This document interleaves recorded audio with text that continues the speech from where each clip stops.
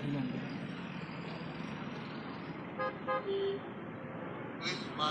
काश्मीर भारतामध्ये येईल अशी अपेक्षा करायला हरकत नाही, कारण या सगळ्या गोष्टी फक्त मोदी करू शकतात.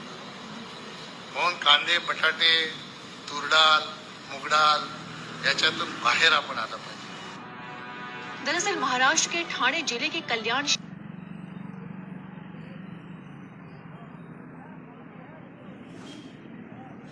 काहीतरी होईल, मुंबई काश्मीर भारतामध्ये येईल अशी अपेक्षा करायला हरकत नाही, कारण या सगळ्या गोष्टी फक्त मोदी करू शकतात. म्हणून कांदे, बटाटे, तुरडाळ, मुगडाळ याच्यातून बाहेर आपण आलं पाहिजे. दरअसल महाराष्ट्र के ठाणे जिले के कल्याण जय हिंद, आप देख रहे हैं बाहु एक्सप्रेस और मैं हूं आपके साथ शुभम लंगे। मैं आपको बताना चाहूंगा, ये जो वीडियो इस समय मैंने आपको दिखाया है, ये वीडियो महाराष्ट्र के थाने का है। और आप सभी जानते हैं कि इस समय चुनावी हलचल जो है वो पूरे भारत के अंदर तेज है। उसी के बीच ये वीडियो कल का है और माफ करना, ये वीडियो आज का है। और बीजेपी के एमपी और बीजेपी के यूनियन मिनिस्टर हैं स्टेट फॉर पंचायती राज, जिनका नाम कपिल पाटिल है, इन्होंने एक बड़ी स्टेटमेंट दी है। ये बड़ी स्टेटमेंट इन्होंने भारत और पाकिस्तान को लेकर दी है और ये अपने बयान में ये कह रहे हैं कि हमें आलू, प्याज, टमाटर और दालों को अपने दिमाग से निकालना होगा। इनके प्राइस कहाँ जा रहे हैं, कहाँ नहीं जा रहे हैं, हमें ये तमाम चीजें अपने जहन से बाहर निकालनी होंगी। अब हम बड़ी बात करेंगे, बड़ी बात होगी POJK पे, यानी कि पाक ऑक्युपाइड जम्मू कश्मीर, जो हिस्सा जम्मू कश्मीर का पाकिस्तान के कब्जे में है, बातचीत होगी तो उस पर होगी। और 2024 के अंदर बड़ा होने वाला है, प्लान कर रहे हैं अमित शाह जी और देश के प्रधानमंत्री श्री नरेंद्र मोदी जी। और ये स्टेटमेंट जो है, अगर कोई भारतीय जनता पार्टी का मेंबर पार्लियामेंट और सिटिंग यूनियन मिनिस्टर जो है वो अगर दे रहा है तो वाकई में क्या कुछ प्लान चल रहा है। और अगर क्या, सवाल तो ये भी है, क्या भारतीय जनता पार्टी वाकई में लोगों की जो बेसिक नीड्स हैं उसकी चिंता नहीं करती?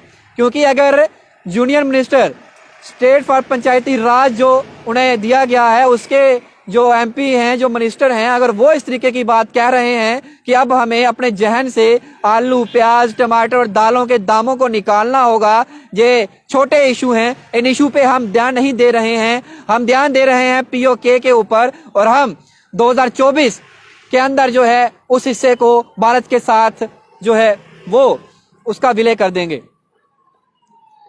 पूरी स्टेटमेंट उन्होंने जो कही है मैं आप लोगों को बताता हूं। और मैंने आपको स्टार्टिंग में ही वीडियो जो है वो वीडियो आप लोगों तक साझा किया है। इन्होंने क्या कहा है, एग्जैक्ट वर्ड्स बताता हूं। इन्होंने कहा है, let's see and wait, may be by 2024 something big will happen. यानी कि आप जो है वो देखिए और इंतजार करिए, 2024 में हो सकता है कुछ बड़ा। उन्होंने कहा है कि हम जो है पाकिस्तान ऑक्युपाइड कश्मीर जो है उसे भारत का हिस्सा बना देंगे।